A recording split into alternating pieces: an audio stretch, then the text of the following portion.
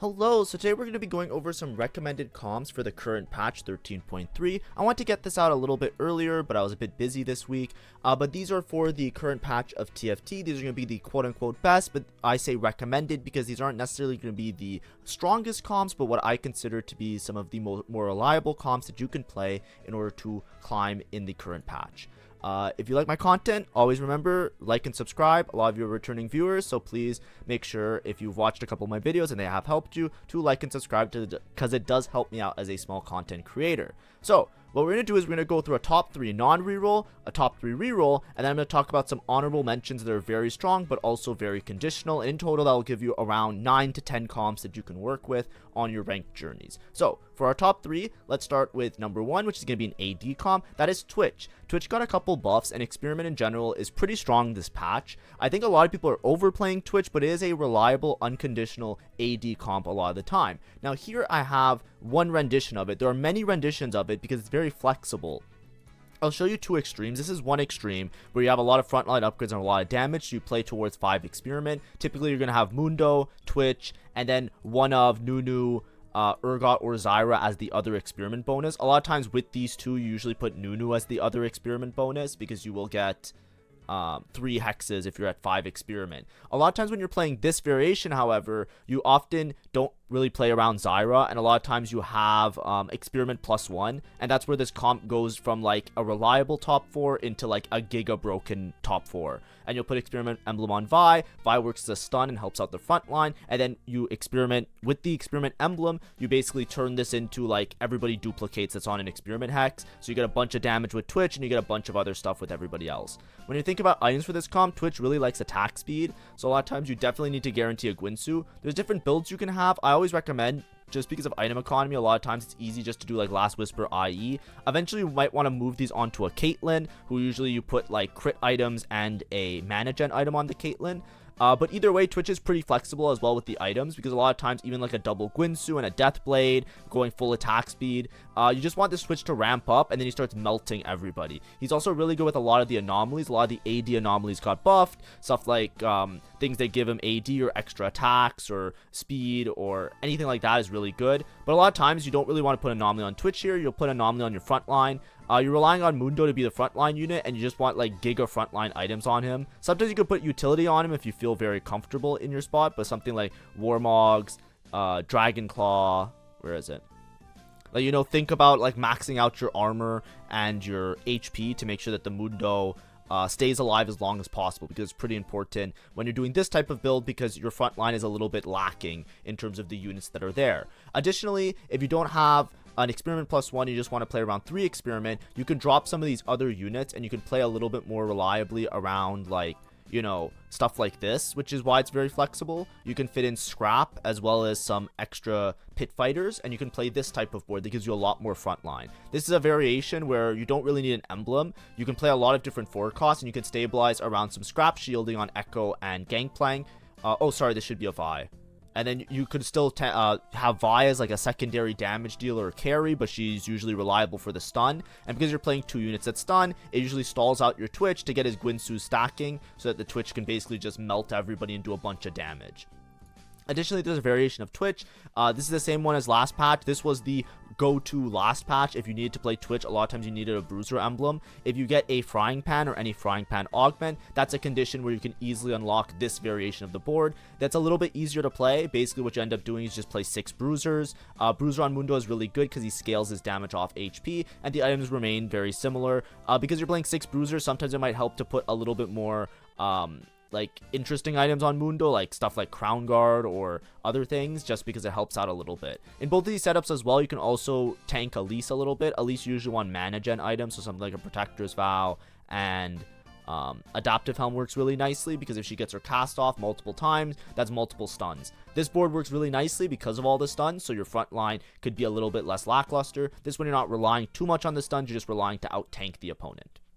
Now, the other go-to unconditional comp that I think is very strong is an AP comp, which is Heimerdinger. So I gave you an AD one, now we're looking at an AP one. This is just the Sentinel Heimer board. It didn't really get nerfed or changed in any way. You have many different variations. Here I just vomited all the units on the board, but if you have Sentinel emblems or Academy emblems, you can play towards this line. A lot of times when you're playing this board, it's really reliant late game on capping out around Jace and Rumble. Finding an early Rumble with this line is very strong. Typically Rumble, if you get a lot of the upgrades on him, he just absolutely destroys late game. So you want to find a Rumble as early as possible typically with this board. But either way, if you have AD items, you can itemize Jace, Corki, or Ezreal can hold items until you hit an upgraded Corki or an upgraded Jace. With Heimer, you want mana gen and attack speed because he scales off the amount of casts you do, and typically you can put an Archangels on him because he does a lot of damage ramping up.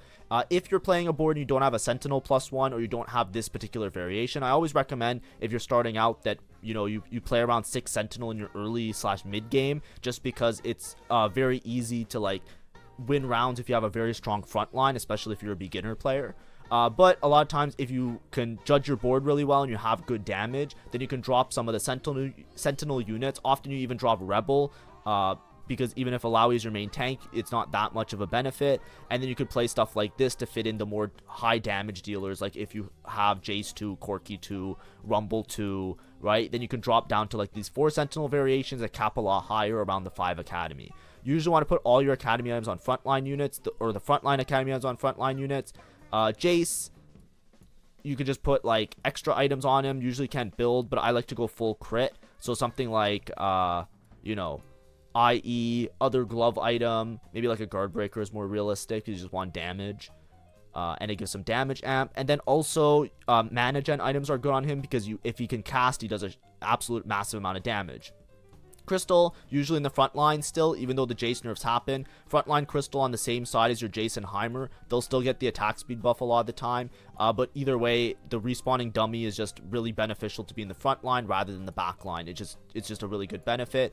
Alawi, tank items are really good. If you're playing 6 Sentinel, you just want to try and give her as much HP as possible. And then Rumble, you want to put Academy items on him, as well as Alawi, because of the extra buffs you get. Even if they're not holding an Academy emblem, you get the extra HP still for holding the sponsored items and the damage amp, which is very useful for Rumble. Finally, the last unconditional board for my top 3 is the Silco board. So Silco Black Rose is still very strong. This board is a little bit awkward because sometimes you feel really weak if you cannot find some of these 5 costs. It caps out very high around 5 costs. It's also a little bit expensive because your front line is composed of many 4 costs. However, that also makes it a lot easier to stabilize because depending on whichever 4 cost you hit on your roll down, you can use any of them as an intermediate item holder because the comp allows for all of these units to tank pretty effectively. Typically, you don't really need to go much deeper into Black Rose if you have the 5 cost to compensate for damage, but you could also play 5 Black Rose if you're not deep into Dominator or you don't find a Jace. This can easily turn into an, what's her name? You can easily take out this Jace and put in Morgana and play 5 Black Rose to give yourself a little bit more frontline. On Silco, you want casting items, so you're typically going to go Shojin, Nashers, and then because he gets a lot of AP already, I usually recommend JG. You could put other damage amp items on him. Additionally, you could change Nashers and go like a full crit build. I've seen Guard Breaker that gives some attack speed with Jewel Gauntlet to be an absolutely menacing build for Silco. But either way, usually just want like that early flexible items that you would make, like Shojin Nashers, that are really good in your mid game and help out with casting, and then +1 damage item at the end, which is usually just not Archangels, because Archangels is a little bit awkward, as you saw in some of my other videos. With Garen, frontline items, usually Garen is your main tank, and he's the one that you usually want to be the 2-star tank.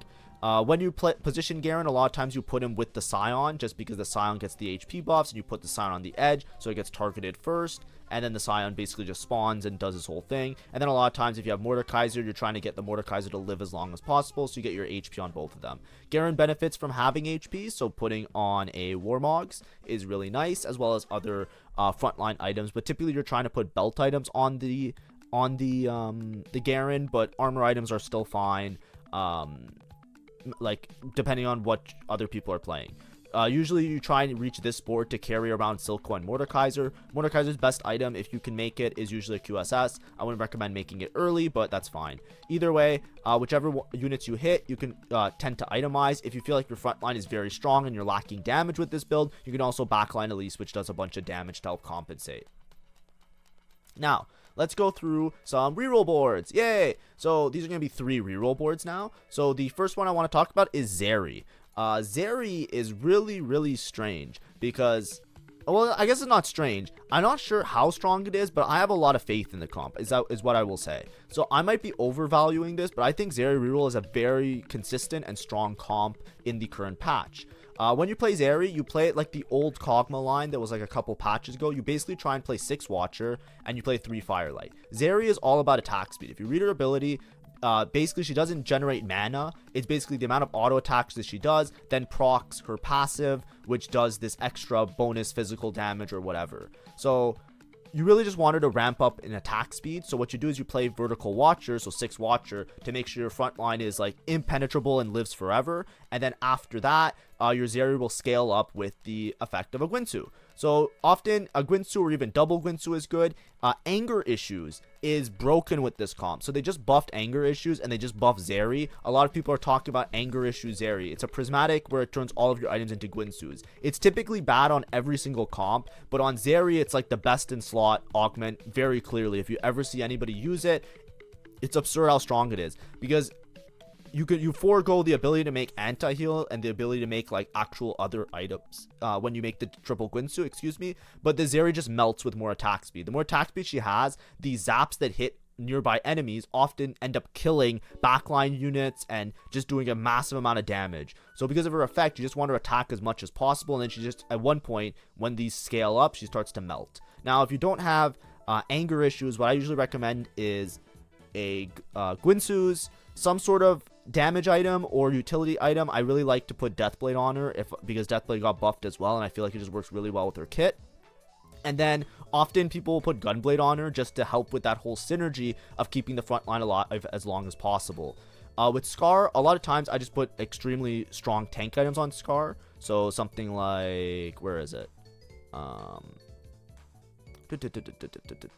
Bramble and Declaw. And additionally, a lot of times I really like to have like a Sunfire on him. Sunfire helps with scaling up the HP a little bit. He's a Watcher, so you usually don't need to worry about durability because he's going to have a bunch of durability.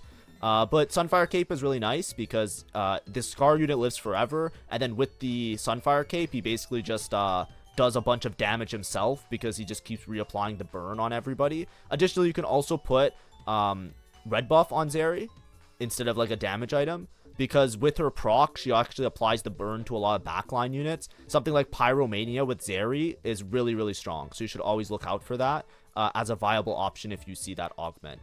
On level 6, or you usually just play around the low-cost Watchers. You go for Vander 3 if you can, and Scar 3 because it helps out your front line quite a bit, and obviously Zary 3. You don't really care too much about Kog'Maw. If you reach a max cap board, you just play deeper into Firelight, so you can play around the Echo, which gives you 3 Firelight. And additionally, if you have a Firelight emblem, you can then use that on a frontline unit. You also get benefit from using Garen, who can help buff giving extra HP to your other frontline units. So putting HP on Garen is also a pretty good idea, like stuff that gives him HP, as well as Firelight, either on your 3-star or if you have a backline doing damage. But I usually like to put on the front line just to keep them alive so that Zary goes off.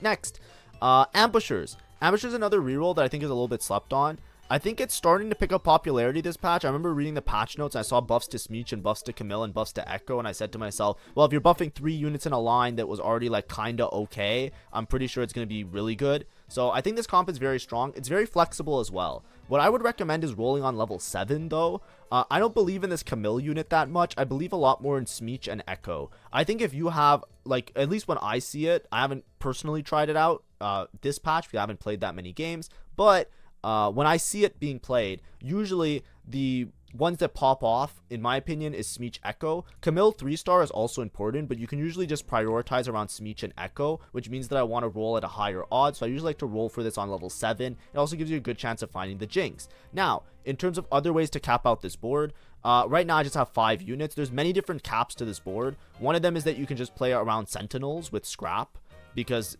they're just really strong. So if you find Rumble and what's his name, Loris, if you're playing around Echo as your primary carry, which I think is possible, I think Echo is really strong in the ambusher line, then you should probably try and play Firelight. So sometimes you'll see things like Garen and Scar to be played to give you Vertical Watcher. But additionally, if you're playing deep into Sentinel, you can also play around having Sentinels with Rebels, and you can play something like this. You have a lot of flexibility of your extra units, so you just try and find stuff to be frontline units.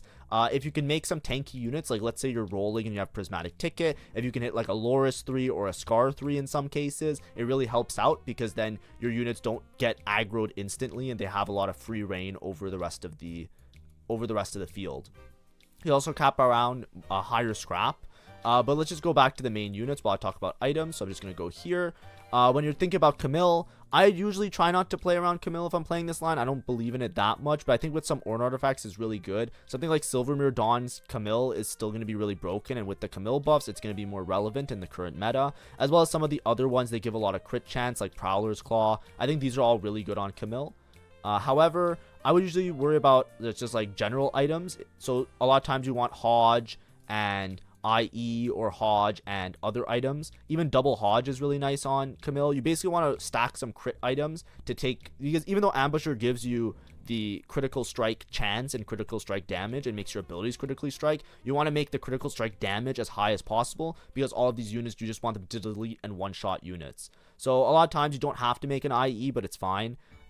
Typically, like, just tanky melee build items are really nice for a lot of these units. So something like Smeech, I like Bloodthirster, Hodge, and Titans. For Echo, a lot of times like Hodge JG is a really nice pairing. Something like this, +1. I also find that like something like a blue buff or anything that helps him to cast is really nice, because if he gets a bunch of casts off before he dies, he does insane amounts of damage. But you have many different options, and then you also have your utility items. When you're playing Jinx, Damage Amp is really good, and we talk a lot about Jinx items in some of my other videos, but you can also play around that. Next, the last reroll comp, this one's very flexible. It's the Urgot reroll line. I think this one as well is getting really overplayed, but does have a lot of win conditions. Either deeper into Experiment, deeper into Artillerist. There's also win conditions with a lot of Ornn artifacts. Something like Innervating Locket is extremely broken on Urgot, because you just let him frontline, he heals infinite, and then he just keeps attacking, and he's just an absolute menace. There's also stuff like Unleash the Beast, which is really strong with Urgot, where you play around just stacking Sterex on this guy, and he just absolutely pops off. Now, if you're not playing around those, usually when you're playing Urgot reroll, you're just trying to put frontline tank melee items that just give him a lot of AD, because he scales really well off his AD. Something like Bloodthirster, Sterex, and Titans is really nice, because it gives him like that tankiness with Titans, the tankiness with Bloodthirster, and the tankiness with the Titans. The tankiness with Sterex, which gives him the health shield, tankiness with Titans, which gives him armor and MR, and then the Bloodthirster, which also gives him like that health buff. Additionally, you can itemize around Tristana 3-star, because Tristana 3-star is totally valid in this line. And then typically you're going to cap out later around the Corki and the Ezreal to get the 4 Artillerist in. You can additionally just like cap out around other vertical traits as well. For Experiment bonus, you always want to pair Zyra and Urgot. For the Experiment bonus, Zyra makes Urgot's attack do true damage, and because he's just pumping out a bunch of damage constantly, being a frontline unit, just absorbing damage and just pumping out damage in return, you really want to put the Zyra on him so that all of that turns into bonus true damage. Additionally, with Tristana, I didn't talk about items, but if you're prioritizing Urgot, it's hard to make items for both, but stuff like, you know, crits or ability kills in one hit is really nice. Stuff like this. But you can also go damage amp and pure attack speed in this build, because you're relying on Urgot a lot more. This comp is also very flexible, because you don't have to necessarily play the Experiment version. These are lines that more rely on Tristana 3 because you're going to try and ramp up with Tristana. But it's the same idea for reroll, and if you're contested, if somebody seems like they're holding a bunch of Urgots, sometimes you can just play around Tristana. In that case, you can just play Vertical Bruiser as a front line, where you play 4 Bruiser, or you can play Vertical Sentinel as a front line, where you play 4 Sentinel. You can go deeper into 6 Bruiser, 6 Sentinel, or you can go into 4 Artillerist later to cap out your board. All of them are very good options. They're all quite strong, and I would recommend any of them in any case. So many flexible options here for this particular reroll. I think that's also why it's very popular, but please make note that in most of your lobbies, somebody's going to be trying to play it, so be careful that you're still not contested. Now, these are honorable mentions. I think the next 3 comps I'm going to tell you are quite strong or quite reliable in getting a good placement. However, they are very conditional, so I wouldn't necessarily angle myself towards them off of a game start unless I think my spot is good for them. So for example, Enforcers. Enforcer is like a go-to Fast 9 style comp. What that means is that you want to not roll too much on stage 4. You want to be very stable on stage 4 as quickly as possible, and then just instantly try and go to level 9 as early in stage 5 as possible to cap out around a lot of high cost units. It's a very high roll comp for that reason, because it's very dependent on level 8 for you to hit a Vi 2.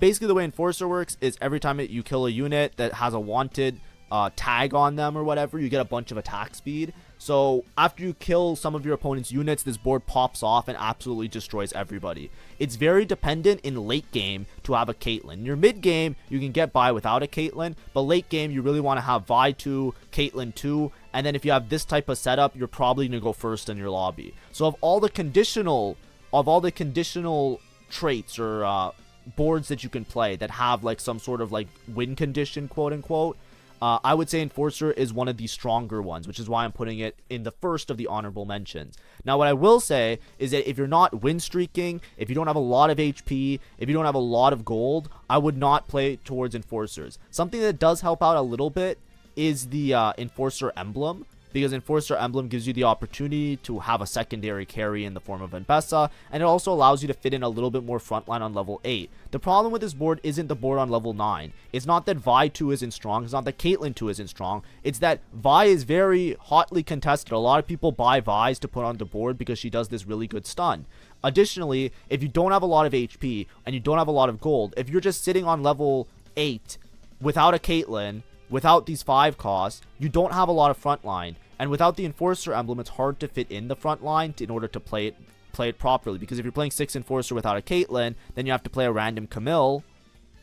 And it's like, yes, this board does work really nicely. Like, let's say you get like the Echo augment, where you like play Echo and Vi and they both pop off. You can play something like that. Like, there are variations and there are versions of this.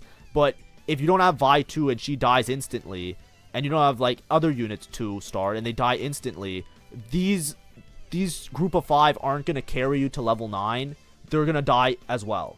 It's going to be very difficult. So that's what I'm trying to say. Unless you have a lot of HP to work with, so that if you low roll on Vi, you still have an opportunity to play for placements, you can crash and burn very fast with this comp. So that's why it's not in the top 3, and it's more of the on the other side of this as like the honorable mentions.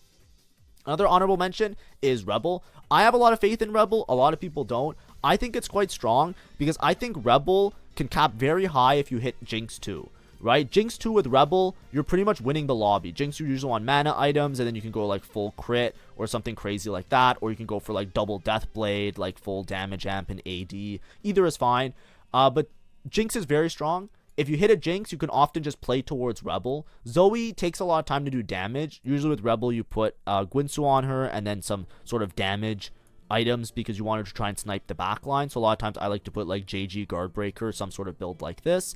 And then you have Alawi, which is usually contested, so it's hard to usually stabilize your front line. The comp is very flexible in auxiliary units you can play. I did a Rebel guide where I talk about this in detail, but for example, playing around Echo and Elise can help you out because it gives you the opportunity to get Ambusher in as well as Bruiser, so you have a little bit more tankiness in your front line.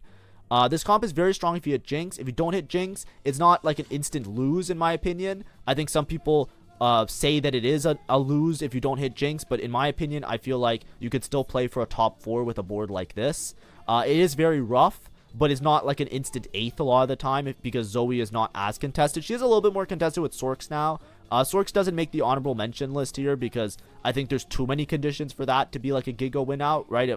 If I was talking about like conditional comps, I would say that this one's very reliable. Sorks, you crash and burn a lot earlier.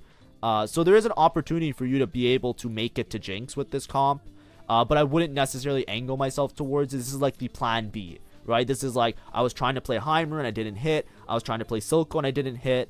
I'm going to play Rebels, or if I find a Jinx early, then it's like, okay, I've unlocked Rebels for myself. If you have Paint the Town Blue, I've unlocked Rebels for myself, and then you play towards it. I think it's more of like a plan B. I wouldn't plan B into Sorcerer. Sorcerer is something you have to probably plan towards earlier in the game, which I made a Sorcerer guide the other day, so you can check out my opinion on it in that video, which I'm not going to rehash here. The last comp that I think is quite strong in this patch is Scrap. I think Scrap got a really good buff. I think Scrap, the main condition for Scrap to be good for anybody playing Scrap is that it needs to be a galaxy or an encounter, whatever you call it, where you get a lot of items. If you have a lot of items in the game, Scrap is a good option to play AD because right now Corki isn't as popular. Besides like the academy players that might hold on to Corki, Twitch is the more popular AD unit this patch. So it's a lot easier to hit Corki, and Echo doesn't fit into as many boards as nicely. So you can often play around Echo and Corki, and with the bonus shield that they gave to Scrap now, it's actually quite good, but it's very dependent on having a bunch of items. If you have a large amount of items, then you can easily play around Scrap. I've made a Scrap guide as well, so I'm not going to go through the items here because it's very complicated with Scrap, so you can check out that guide if you want to know more about Scrap. But what I would say is that if you have a lot of items, this has now become a viable option. I wouldn't necessarily play it if I don't have a lot of items. Like, you know, what I mean by a lot of items is like, you know, you take item augments maybe because that's just how it ends up.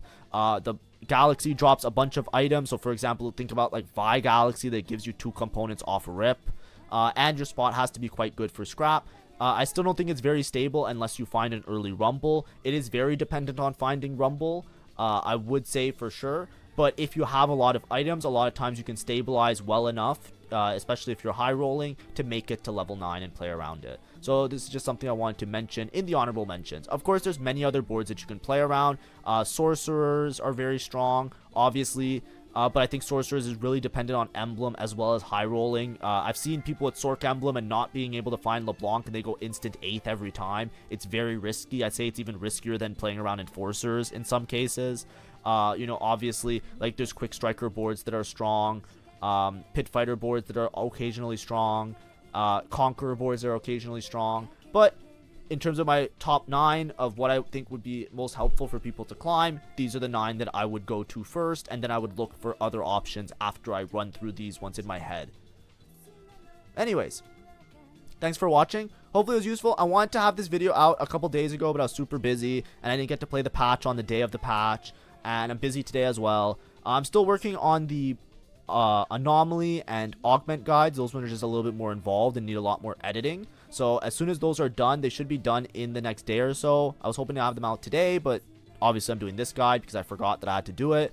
And then after that, we're going to go through the list of people's requests in comments. I'm going to continue with those until I have some more other guides to do. So thanks for watching. Make sure to like and subscribe. Have a great day and see ya.